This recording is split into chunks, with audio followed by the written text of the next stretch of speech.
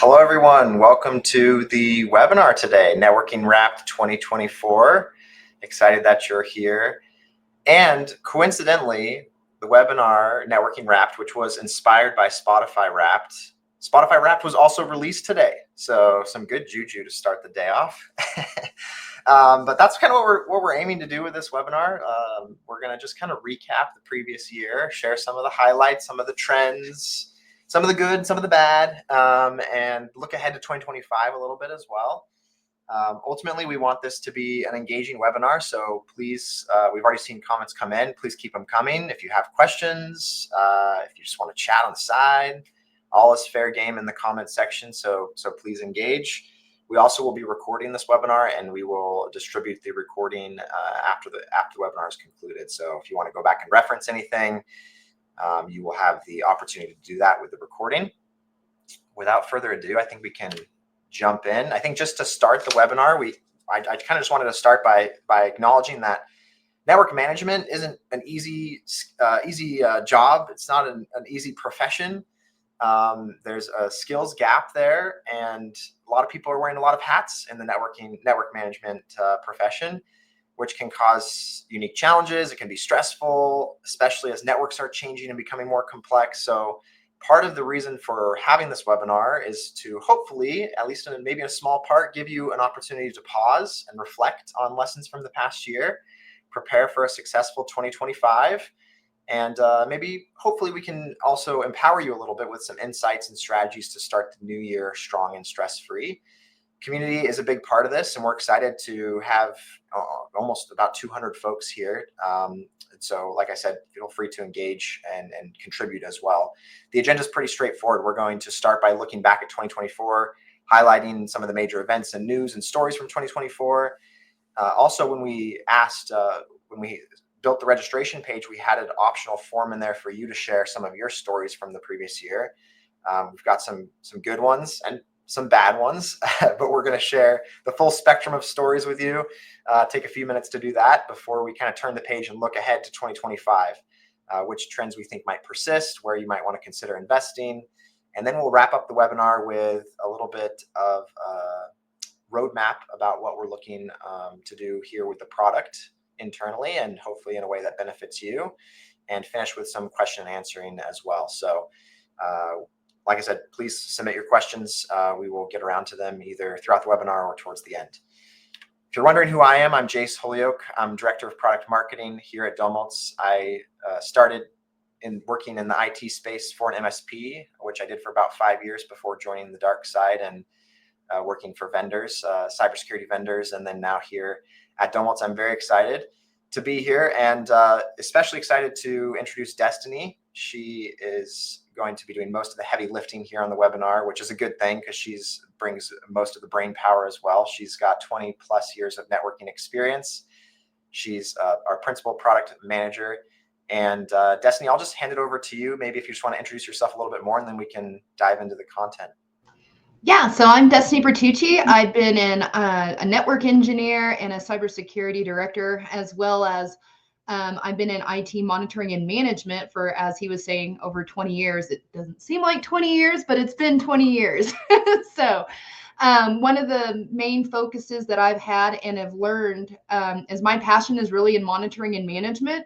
I realize there's not really certifications that help us to understand this. So I have been fortunate enough to be in this industry as a, in all different levels of monitoring and managing, from consulting to doing to software to vendors, as Jace was talking. And I have a plethora of knowledge that I love to share. And I just want to help everyone to understand what they have and where they need to go.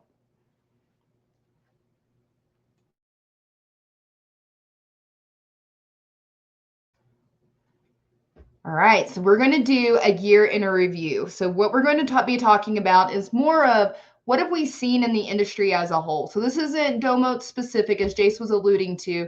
This is more of a, what are you guys dealing with? Like, we're acknowledging there's pressures, right? Like, there is definitely pressures on all of us, no matter where you're at. If it's because you're budgeting, you're trying to figure out where your dollars are going to go. If it's, hey, we've had new hires, we've had people let go, we've had constraints, we've had new technology, we've had all of these things that have happened to us. We're just going to acknowledge that and kind of dive into some of the ones that kind of bubbled up that are trending. And so we picked 3 of them, and we're going to go through those in the next slides. So cyber attacks, right? Like we're always getting threats and we're always having things. So I put on here like all the things ishing, right? Because that seems to be like a top buzzword, as they like to say. So between your phishing, smishing, quishing, everything in which it comes across, I think it's something that we should all kind of take notice to. We have to remain vigilant. As we have seen, ransomware is always on the higher, right? Like it's always out there. Script kiddies have access now to automation tools that are now allowing them to just put in an email address, how much money they want, and send it out. They don't even have to really understand anything. And that's the key, right? Like what we're finding out is that even young people that are under the age of 18, that are actually even in middle school ages, they're stumbling upon these because they're curious, right? Like a lot of us that are in cybersecurity, we were the curious ones 20 years ago that actually started creating some of this stuff. And I mean, I remember going to DEF CON when it was first coming out, and I was like, this is really cool. I'm like next to like really important FBI directors, but I'm also standing beside somebody who's trying to hack that guy, right? So it's like, it's kind of a fun little dichotomy that we have there. But the thing that we need to do is that we have to be vigilant. And one of the things to do that is you have to be able to understand your environment. I always go back to health because we understand it. We go to a doctor because we want to be able to say, hey, what do I look like today? What is my baseline, right? You hear these buzzwords all the time, but what does it mean? Well, what do I look like right now? Am I healthy? Am I not healthy? Let's compare it next year. Is my numbers getting worse? Are they not? Am I trending in the right direction? Do I need to lose weight? Do I need to gain weight? Same thing with your environments that we're focusing on. If you're an MSP, you're able to do inventory, understand your customer environments. If you're internal IT, how do I understand my environment? Well, you need a baseline. You have to be able to monitor. Because if these attacks come or if any of these things are there, are you ready? Are you prepared? Right? Like that's the question. And you won't know that if you try to monitor after an attack. And I want to make sure that's clear because one of the things that I was doing when I was in college in cybersecurity land for information assurance was you never know what's been jumbled, taken, done after the fact. You have to be able to have that baseline, to have that health code of like, this is normal. Because if I apply monitoring after the fact, I don't know if that's normal. That could be, I have an elevated heart rate and we think it is an elevated CPU, an elevated ACE count on our firewall, an elevated attack that's coming across. There's people that are using the CPU, the memory. All of this is not normal. But if we don't understand what we had before, we wouldn't be able to actually give a checkbox when we do the root cause analysis and be able to say, hey, no, we're back to normal. Things are what they were prior to this. Or, hey, we have a problem here and we can actually define what that problem is because we are aware of it. So when you have AI attacking you, right? Like, and you have things that are outside of your control and at a hyper speed, are you prepared? You're going to be able to have to see those anomalies. I'm going to have to be able to check it like my Apple Watch or something, right? Like that's going to be on there. Like, give me an uptick, give me a trend, give me something so that I can start looking before there's something disastrous that's happening. If you want to move to the next one, Jace. And you guys can ask questions, by the way, too. If anybody has any questions or comments, we encourage you to use the chat box. I just wanted to make sure to say that at the beginning here. So NAS shift. Ooh, this one's actually kind of fun. So I've had some fantastic conversations this year about, network as a service and the shift and everything that's going across there. And just since 2023, it's bumped, right? Billions, not millions, billions of dollars are being shifted. And the reason for that is because we're actually seeing, we're adopting it, right? Like we're actually adopting the technology because we're believing in it. COVID allowed us to push forward a lot of technology and rely on it, whether we were ready or not. And I think that was good. Like there's some good things that came out of that because we as an industry of IT workers in general are kind of leery of new technology, right? If you remember, like I remember when I was working as a network engineer, it was like, hey, there's a new update out. And it's like, whoa, let's slow down, right? Like let's not apply that. To where today it's like, oh my gosh, hurry up and get that out there, right? Because we could be vulnerable. There's 0-day attacks. There's all these things that can happen. We have to have a patching system. We have to have all these things that are coming across. Well, that's because we have to stay ahead. You know, as we talked about before, AI, like there's a lot of things that are happening at a way faster pace than what we've ever acknowledged before. And I think that's good because now we're starting to lean into those technologies, but we're also holding them accountable, right? So if you're using other software tools and things that are helping you to provide consultants, MSPs, MSSPs, things of this nature, you're relying on them, but you're also holding them accountable, which means you better have your ducks in a row, right? And so when we're shifting and we're mitigating these skill gaps, that's something that we need to invest. So if you're an MSP, you need to invest in your employees. And we always say that, and we always know that this is something that's trending in training. We really have to do it because I don't know if anybody has noticed, but quantum computing is coming out. It's actually being designed. And of course, it's like super expensive, but guess who's going to have that? Probably your head government agencies, probably some very important people that can get a hold of this that are bad actors, right? And they're going to be able to find ways to do this. And I mean, and that's going to be later on, but it's things to think about. Technology is ramping up so fast that it's something that we're going to have to be able to actually get on there. And I see where somebody said, how does it differ from having your infrastructure hosted? And it's because you actually have your network in there. It's not just infrastructure as in like, I'm going to use a VPN that's going to be within there as a software defined or anything. It's going to be actually your network is going to live there. It's not just going to be directed. So that's some of the things that we're going to do. And they kind of go interchangeably and shift around, but you're going to start noticing to where I can actually incorporate networks from others, kind of like copy paste, and do some things that's going to be available to me. Not just I'm going to copy paste an iOS type of a situation to have those abilities within the cloud. It's going to be actually shifting as in like whole network and ideas of, and it gives you a good pillar if you think of it that way. And a lot of people talk about verticals. So if I'm in healthcare or if I'm in a bank, there's standardizations, there's things, right? There's abilities that they're going to have. So being able to lean on others, that's what like, you know, your AWS and things like that have looked at. They have monitored, right? Like people using the infrastructure as a service.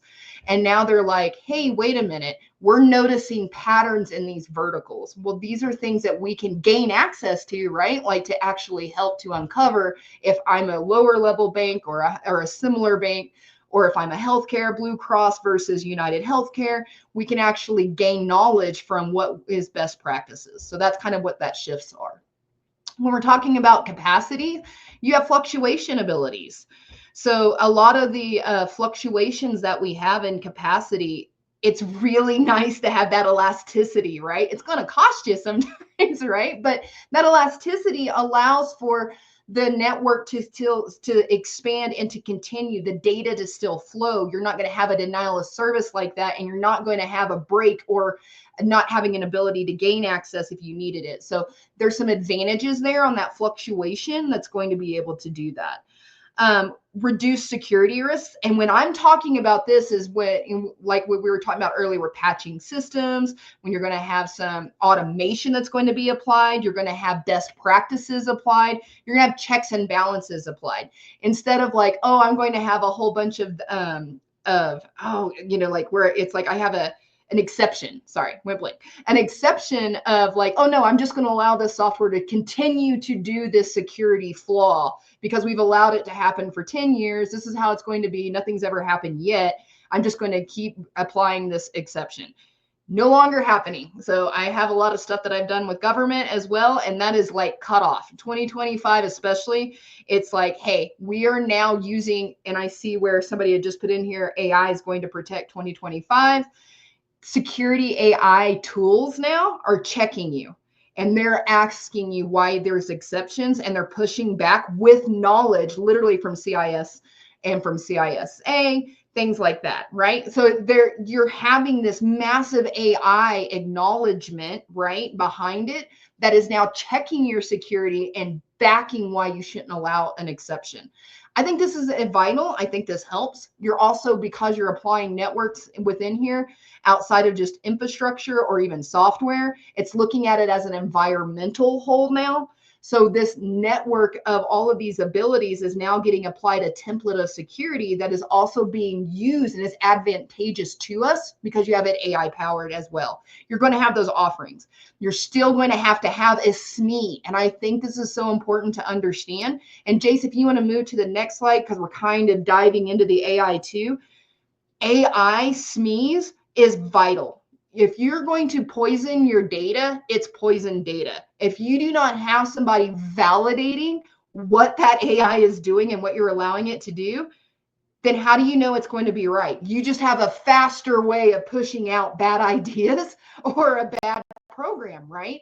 And so you have to be able to validate this, and you need a subject matter expert to validate the decisions and to be able to template that and to be able to understand your AI shaping of data. And even if you're using machine learning, what patterns are you teaching it, right? Like, let's make sure that we're understanding that information that comes across there. So we're reshaping how MSPs, and practically all of us, right? Like, I have an AI tool that's on my phone.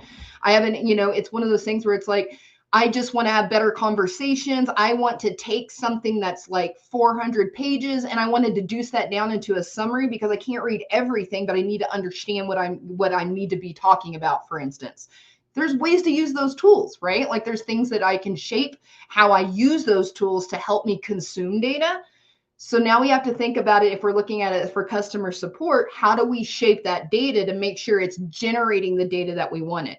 I don't want a customer support chat bot to give out the wrong information or send them down a path that was actually a version for 4 versions ago. That doesn't make sense. That helps nobody, right? It sends somebody down a rabbit hole, but I've seen it. I think we've all seen like little misses with AI chat bots and they're getting better, and it's getting better quickly. Don't even get me wrong, but it's because we're starting to understand we have to have a leader that's going to take this on within a company and start guiding it, checking it. You don't just set it and forget it like they used to say. You have to be engaged with it. You have to understand it. You have to work with your users, ask what their expectation of that bot was, and did it actually hit it? Like, if you're an MSP, you can use this as an administration assistant, right? Like, this is some of the things that can pre-game how you're going to have that conversation. If there's a problem, maybe it can be like, hey, I'm aware of this problem and we are working on it. There's ways you can use that as kind of a buffer to allow the teams to work the way that they need to work. If we're using it for lead generation, be careful. I was just reading the other day on Reddit, as well as one of my Facebook MSP groups, that was like, hey, I got this certain software to help me with lead generation, and I can't get out of their loop. They keep, making me spend money, and I've tried to, get rid of them for 2 months now, right? Like, you have to understand and do your due diligence, right? You have to make sure that you're understanding what you're paying for, understand your contracts. We all should, right? Like, everybody should. It's always something that we always talk about, but we really need to pay attention because, again, things are faster and they're going to be consuming faster. In IoT, you got to find your place in IoT for MSPs. I see this where it's like, we're bringing these in, we're talking, we're having the conversations, we keep looking for tools to monitor, we keep looking for tools to do inventory, right? We have to harness AI and for an effective IoT cloud strategy, period. The implementation of it, we have to develop centers of excellence. I love that ability because it's like we have to foster that innovation and leadership. We can no longer be like, I'm just going to do this device and these types of devices because I'm going to speak only to a network engineer. I'm only going to speak to this person. That doesn't work anymore. Things are meshed. Things are able to communicate. Now networking devices are not just hardware, right? Like for years they've been software defined, and we can do a lot of things that are in there virtually. Half of the stuff that we get taught as buzzwords, we think is this new technology. It's a VPN on the backside, right? Like port channel bundling, SD-WAN, things like this. We're making decisions that it's implementing. It's not like it's a whole new concept or theory. It's being implemented automatically. And we need to understand that difference because I've seen a lot of people set it up and they'll like stare at it and they're like, well, they set it up and I think it's doing what it's supposed to. But doesn't help you if is it working as it's supposed to? Was it a big cost savings to your MPLS? Like, am I saving money? Is it doing what I think it's doing? We have to go back to there is knowledge in a configuration, and we can use AI to pull that knowledge out of it, right? Like we can build centers of trust, and we can build some of that innovation and leadership. And I think if we invest as MSPs and internal IT in the AI, we're able to make better decisions because they're data driven, and we can control the data. And I think that's where people get lost, is they think they have to flood it with everything, and you get a lot of noise and you get a lot of distractors. If I'm wanting to understand my network, I want a best of breed stream of data, of network information that I care about, so that I am looking at patterns correctly. I am looking at these and comparing them correctly. If I'm an MSP and I'm monitoring different healthcare, I want to see what these healthcares have similar. Do they have problems that are similar? Do they have solutions that are better in one area that I can apply to another? These are conversations that AI can help you with. And I think that's something that we need to lean into, and not just be like, AI, I don't want to go to it. We don't have that choice anymore. Like we are handcuffed to the technology fast forward train. So we're going to have to be able to get out there. Okay, I see a question. Is there any possibility that space computing would emerge as a new concept side by side with cloud? Yeah, I don't see why it wouldn't. Like I've already seen those conversations. Like there's the possibilities. Like I don't know if you guys have seen like Sunday Morning or anything a few weeks ago, or any of those that were out there, but quantum computing and some of the unrealistically defined ways that they are figuring out how they can use these. I mean, space isn't even the limit now, right? Like, so that's just something that I'm saying. Like, I think, yeah, absolutely, it's something that's going to merge, and we're going to see a lot of new concepts probably within the next 3 years. All right. All right. This is you. Yeah, so we had this idea that we wanted to hear from you as well, you all that are attending, and hear maybe some of your best and worst experiences from the past year. We got a lot of great responses, not too many that we couldn't share them all here today, but if anyone has any they want to add, chuck them in the comments. But the way that I thought we could break it down would be breaking it down by the good, the bad, and the ugly, all according to you and your submissions and your experiences from this year. I think we'll just start off a little bit positive here. What are some of the good stories from the previous year? And Javier, who works at an MSP, said starting an MSP with a friend who used to work at another MSP. Congratulations, Javier, and also nice to meet you at IT Nation a few weeks ago. An integrator shared that they were upgrading the AV system for a church. They needed access to the network, and was very impressed to find out that their IT guy was using encrypted email and a password manager. Shout out you, Mr. Unnamed IT guy. It's always nice to know that we're moving in the right direction. Some of these encounters we might have had in the past that may not have been as secure, maybe we're moving the needle a little bit and progressing a little bit, which is nice to hear. Donald said he helped a client migrate from 1000 base network to fiber and gig-based infrastructure. I'm sure that was a rewarding project for you and the client. Probably demonstrated your value pretty quickly. And Dennis said, leveraging the Domotz API to streamline and automate network documentation. I have developed scripts that integrate switch port data with Domotz client information. We didn't ask for the shout out, Dennis, but we appreciate the shout out. Thanks for sharing that. All right, we're gonna shift gears a little bit here, share some of the bad stories. I think we can empathize with each other as we go through some of these stories. Randall said a client invoice was hijacked and payment altered that was paid on. A forensics company, insurance company, and lawyers were all involved. We were deemed not at fault as the change happened in the client's email, thankfully. Hope the client got their money from the insurance company. I'm sure that was a painful experience, Randall, but thank you for sharing with us. John said he had a client whose server went down. They thought it was something that he did an hour prior. Turns out that the office was being repainted and the painters unplugged the server network cables so they could paint the wall plate. I feel like this is probably a story several people have had at some point.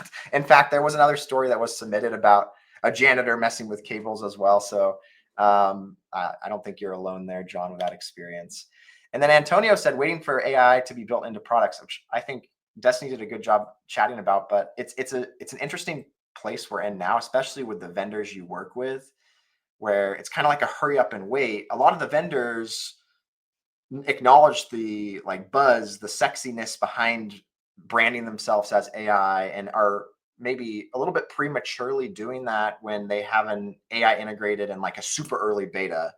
that isn't really applicable or useful to you now, which can be difficult. Like, yeah, there's a strategy you can implement on your own, but for your vendors as well, like it's kind of like a hurry up and wait process, which I understand can be frustrating.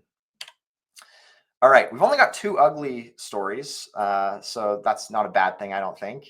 The first one that was submitted, I just laughed a lot because I feel like we can copy and paste this every year. We may as well just create this slide for next year and add this, because it just said printers, which, of course, it's always the printers.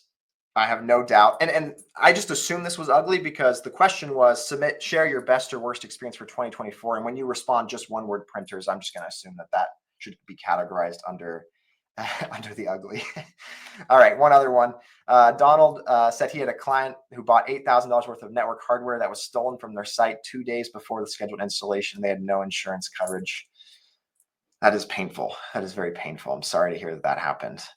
All right, I've got one more before I'm going to hand it over to Destiny. This one I think merited its own slide a little bit. Highlight of 2024, finding Domotz and instantly making life as a small internal team easier and more productive. We didn't pay Wayne to say this, but maybe we should have, because that's a great quote. Thank you for sharing, Wayne. And all right, I'll hand it back over to Destiny to talk about the coming year. All right, so we're going to discuss about 2025, and you're going to see kind of the same consistencies because the dollars are being spent, right? Like, it's been proven year over year that we are running into expansion of software, expansion of guidance, and something that I talked about. And if any of you have known me prior to this, and I've been on my webinars or when I was doing some stuff that was influencing type, I am one that will always tell you that I feel like there's a lack of knowledge around monitoring and management as a whole.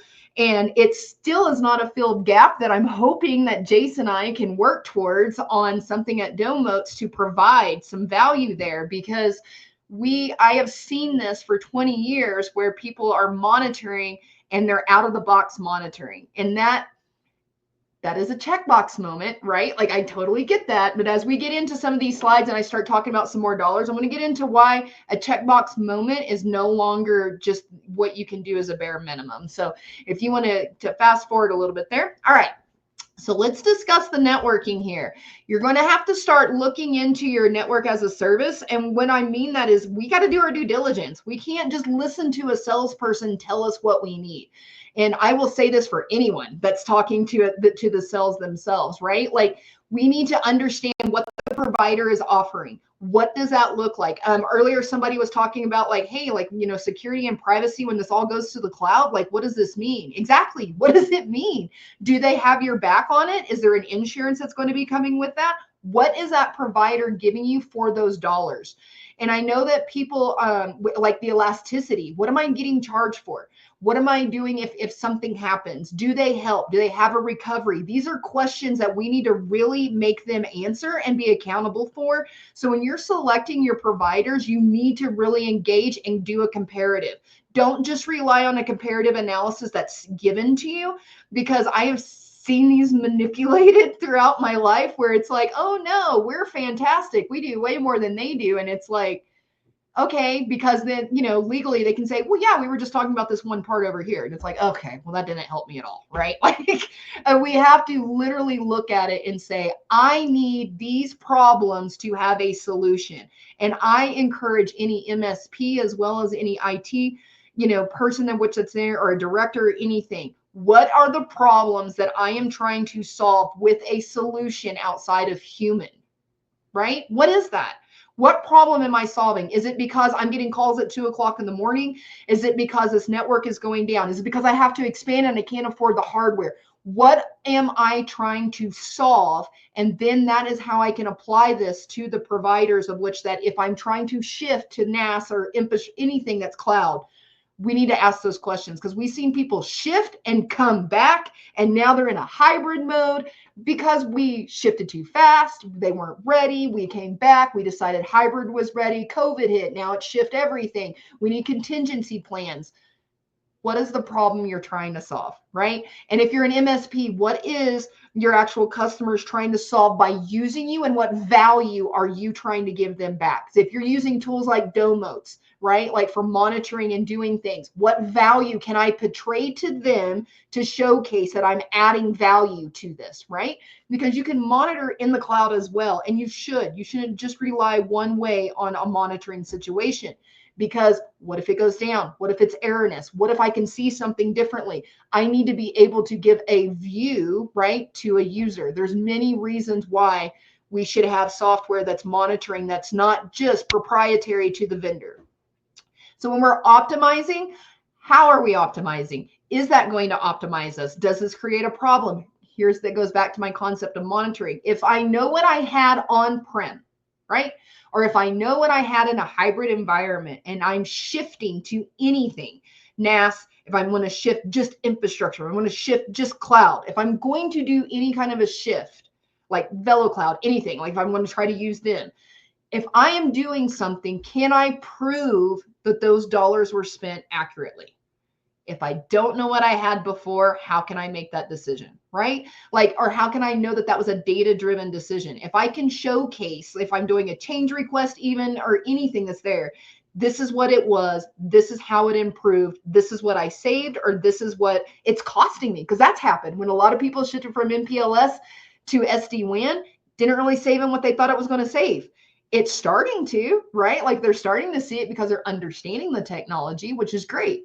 But at the time, they were like, wait, dollar for dollar, this wasn't saving me money. How did we get here, right? So have a baseline. Baselines are incredible for all of our lives, right? Like it's just something to help us to understand, are our decisions correct? Continuous monitoring for security threats. You've got to do this, folks. I'm a huge security person, and it's one of my things where if I am not capturing those logs and I don't understand it, I'll never see the anomaly. And I do not want to have a tool in place that's out of the box, as I was talking about earlier. And when somebody says, well, don't you have a monitoring tool? Didn't you see this coming? And I'm like, yeah, I guess I should have, but I had it set at 80, 90 for 80 as a warning and 90 as critical. And it was always at 30%, never hit a warning. But my goodness, when it hit 50%, we had a problem over here because everybody was stealing stuff on the backside or something was applied. I never caught it. That's a bad way to be, right? Like, that's like, I don't want to have that conversation. What I want to have is a conversation of I had monitoring tools in place. I massaged the data. I set up thresholds. I changed that 80, 90. I've had firewalls. They work at 97%. That is a healthy firewall. It is absolutely doing its job. But if that sucker goes up to 98, I better know because something is wrong. For 2 years, this thing has worked at 97% and has never caused me a problem. That's an anomaly. But if I had 80, 90, it's noise. I see an alert. It's always red. I ignore it. I don't know what's happening. This is why I'm saying we have to engage, right? Like we have to engage with these. So when we're doing self-healing network design, what does that mean to us? That means I know that this problem may happen and I have a solution, playbooks, things like that. How do we help this to do? I need a self-help healing network. If I need expansion, I need extra travel, I need extra bandwidth.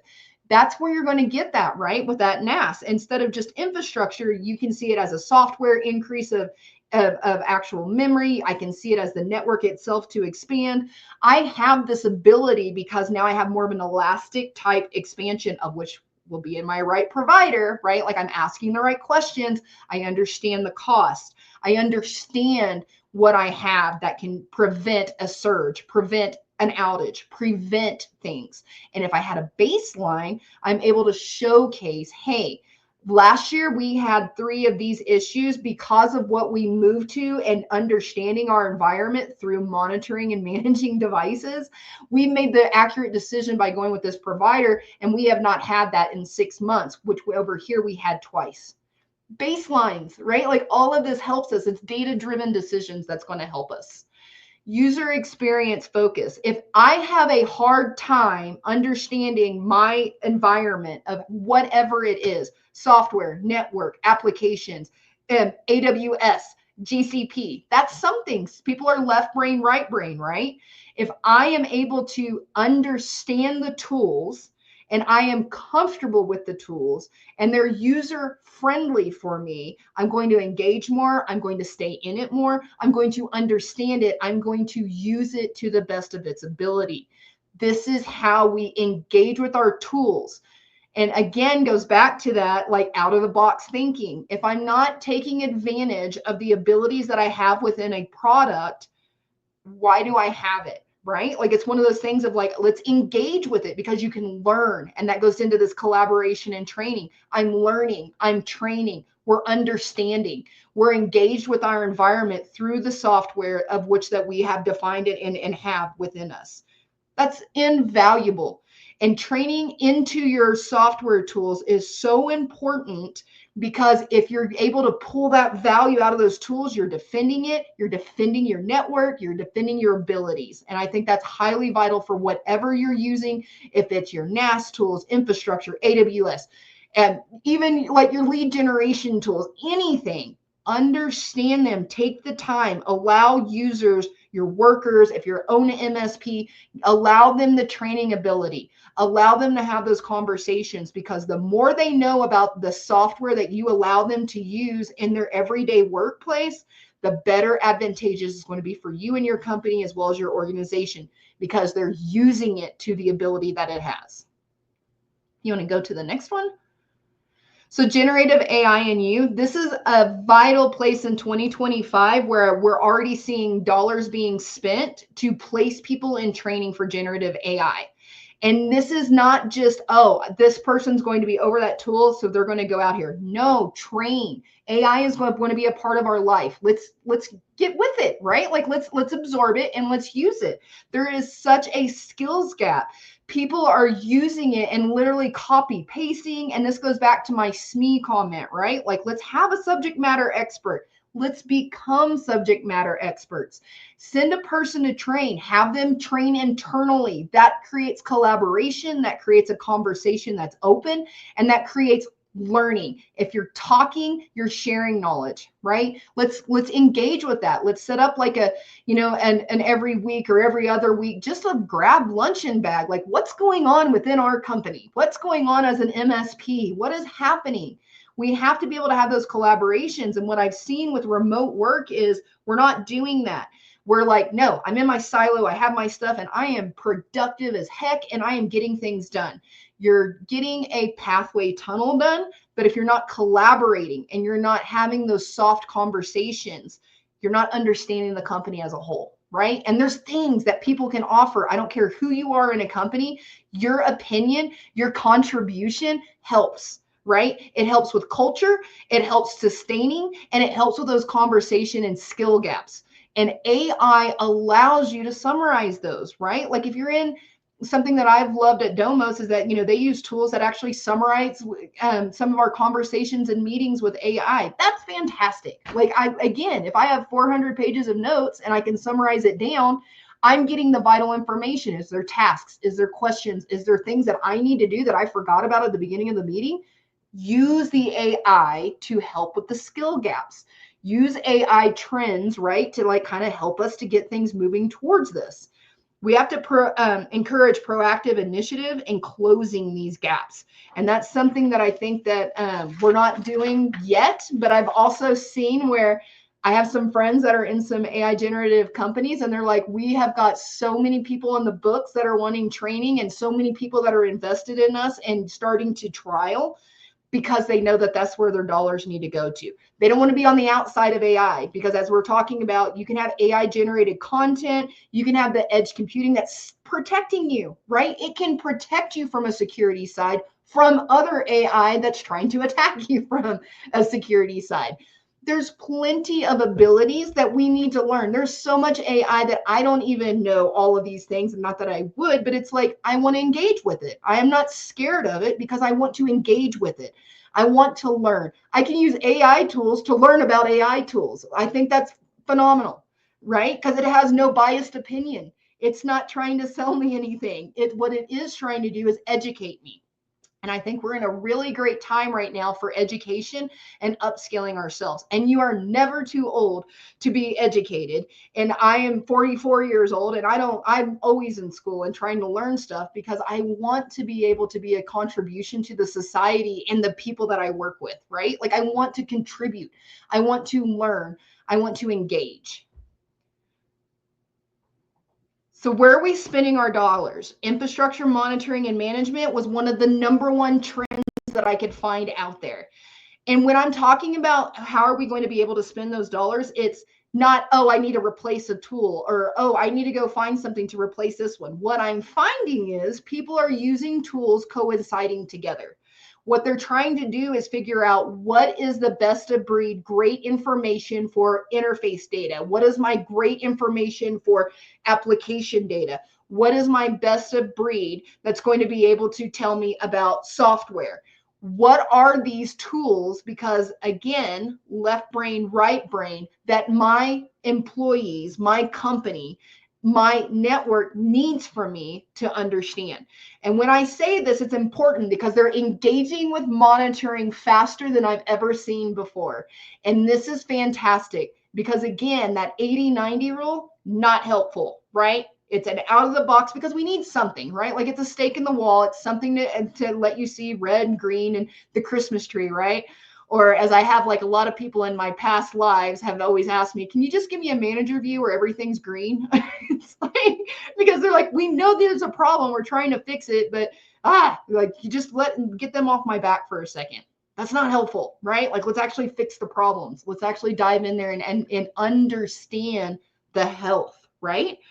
And so when we're doing these infrastructure monitoring and management, it's not how many bells and whistles and features can I find? What we're finding is it's like how much information is accurate so that I can make the best decision. Very different. I used to work for a company that was pretty monolithic and they had fantastic metrics. Don't even get me wrong. No one was using them. It's not helpful at the time, right? So let's start to learn, what do I care about? As I was talking about earlier, no matter if you're on-prem, hybrid, or cloud, what are the problems you're trying to prevent, right? Or solve? How do I define to understand these? How do I use monitoring and management tools to be proactive? How do I see a problem, understand the problem? I'm making the right decision to solve the problem, because you can chase a lot of problems with a lot of metrics that isn't the problem, right? It's noise. And a lot of times it's like, I can't figure out what's going on. At the end of the day, a network does not change every freaking moment, right? And so it's like, let's pay attention. Is it designed accurately? Bandwidth has allowed us to get away with a lot of oopses and bottlenecks that when we start applying more software defined implementations and templates and add new technologies, we're starting to see them. We have to unravel them. And sometimes, unfortunately, people are like, oh, that doesn't work for me because, oh, it just messed everything up. Well, unfortunately, it's because maybe we designed it wrong, right? And it's okay. We can use monitoring and management tools to help us visualize, see, and understand the health, right, of our actual environment so that we're making the best data-driven decisions. I see on here, how do you ensure that AI is sufficient knowledge at this point? It depends on the algorithm used when it is built. Absolutely. And public API, I would not encourage you to put anything in that, right? But if you are investing in these tools, then you're the ones that are training it, and you're the ones that are working with the organization to create your database accurately. Marketing has Jasper. It understands marketese, as I like to say, because it's something that it's there. It's expensive, but there's a reason for it. It has been trained by very top individuals in the marketing side. It also starts to learn and understand, and you work with them to engage it. So if you are incorporating AI, you're going to have to invest in it as a whole, not just, oh, here's a software and move on. I have to allow people to invest in it in a SME. I have to make sure that it's accurate, and I have to have it have vital checks. So nothing is perfect, but you have to engage with it. And a lot of the times, like public AI, you poison it, it gets poisoned, it's going to give you poison data.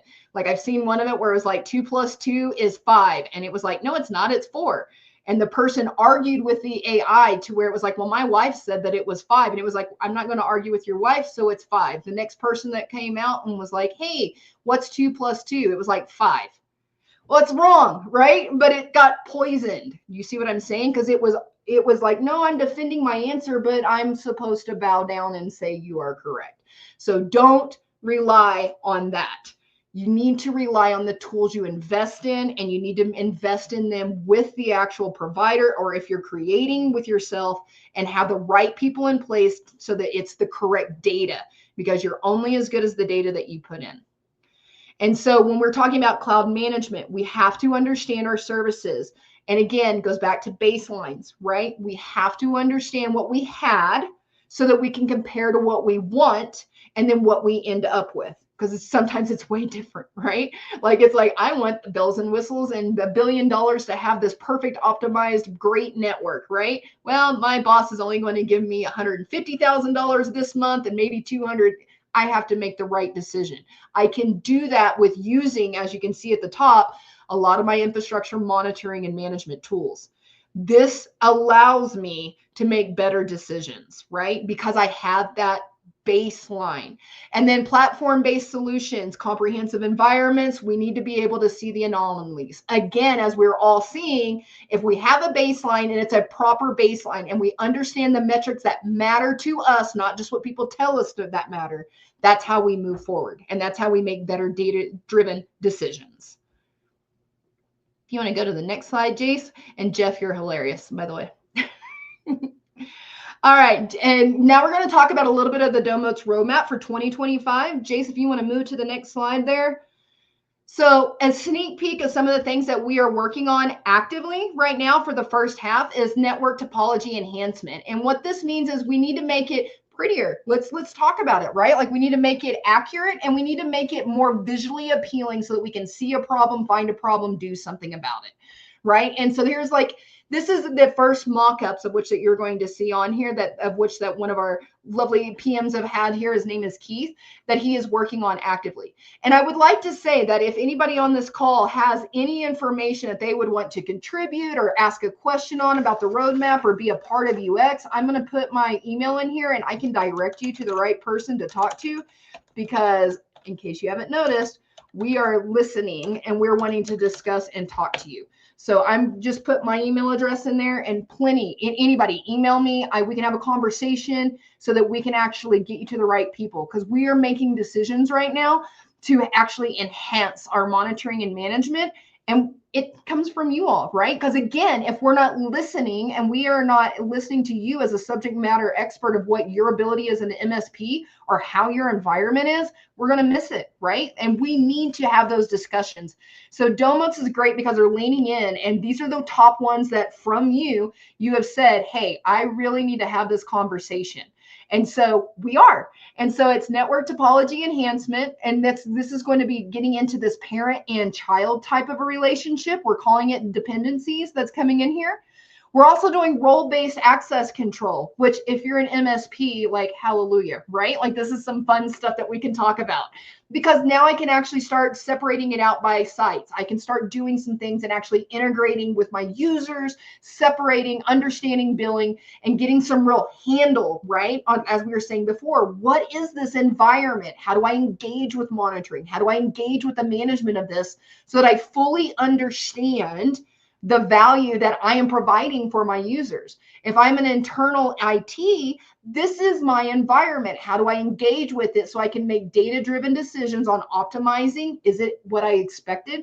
Because a lot of times I've seen people implement and they're going, whoa, this shouldn't be connected. And we go back to the config, right? And we're like, no, it's not. Like there was a mess up. But again, bandwidth is cheaper now. Things are different. It's a lot easier to hide problems. So we're going to try to elevate a lot of this information that's coming through here. And role-based is going to help us to allow a lot of that integration so we can get more granular, so that then we can start doing more business requirements like compliance, things of that nature, so that we can actually align to your needs. Because again, we are listening to you all, and we want to make sure that we're providing value for you and that you understand we're actively going towards what your missions are.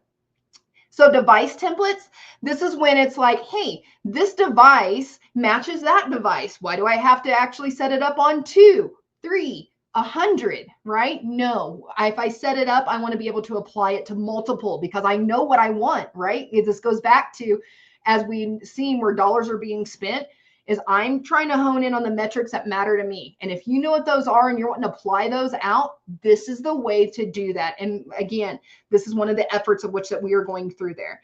And then alerting. So we're trying to streamline the alerting. I feel like every tool out there is always streamlining alerting because alerting is vital, right? And we've also understood that alerting can create a lot of noise and a lot of issues, right, for anybody, no matter what tools you're using. So what we're trying to do is implement a way that when we're doing these with ticketing systems, we have an ability to understand from the topology, as you see from the top, by understanding these dependencies and how they actually are there and maybe allowing you to manipulate these, that would be able to have a better dependency on alerts so that, hey, I'm not getting a flood of alerts. Hey, I'm not getting noise at 2 in the morning. Hey, I called the wrong person in at 3 a.m. and I'm in a lot of trouble, right? So we're able to do that, and then we can actually pinpoint the root cause to this. So this is some of the things. Time is of the essence. We have to understand our environment so that we can apply the right metrics so that we have the best alerting, right? Like these are the things that we are listening to, that we are trying to provide. So these are the ones that we are trying to hyper focus. We have lots going on the backside. Don't even get me wrong. But these are the top 4 that have kind of like came out like almost like a word diagram of like, hey, help us. Like we need some of this stuff to come through. So we are, and I just wanted to validate that we are listening and we're moving forward with that. You want to go to the next one, Jace? Yeah, so I think I can jump in here to piggyback off of that. It's not just like a box we check. We want to continually hear feedback from you about how we can be better and how the product can be better. But we also want to show that we're listening and we are releasing things that address that feedback. So one thing I'm excited to announce is that in the coming year, we're going to have a new webinar series called the Domotz Download. This will be a quarterly webinar where we will review the previous quarter's worth of releases and enhancements that have been made to the product. We'll talk through them. We'll show screenshots. We'll make sure that you understand them completely. And we'll also preview the upcoming roadmap and receive feedback from you on that. So here, having the opportunity, you'll be given the opportunity to interface directly with the product team, provide feedback on the roadmap, and we'll have a Q&A session with them as well. So no questions off limits, like come share your burning questions, any complaints or issues that you have. It's going to be a transparent forum for you to, like Destiny kind of already said, influence how we build the product to make sure that it's continuing to work for your unique environments that you're managing and working with. So we'll probably have our first one early in 2025, maybe late January, early February-ish timeframe, still being finalized, but expect an invite maybe in early 2025 for that webinar, and highly encourage you to attend. It'll be a great opportunity for you to continue to share feedback with our team so we can continue to build a product to best suit your needs. And with that, we're done. Unless anyone has any questions, we have some time here. So if you do have last questions, feel free. I don't know what weird sound I made, but something. Was I robot for a second? I mean, I guess I'm gonna have to fly in and fix your network. I'm gonna get down there.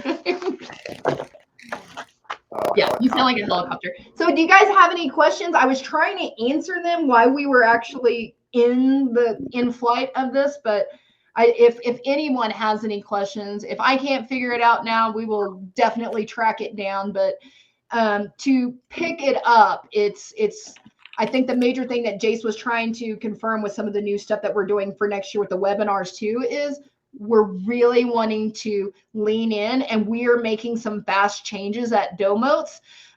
They are investing in you. And I think that's very important because we are at a great time at Domotz of creating something that is going to be very valuable, and it's only valuable because of your voice.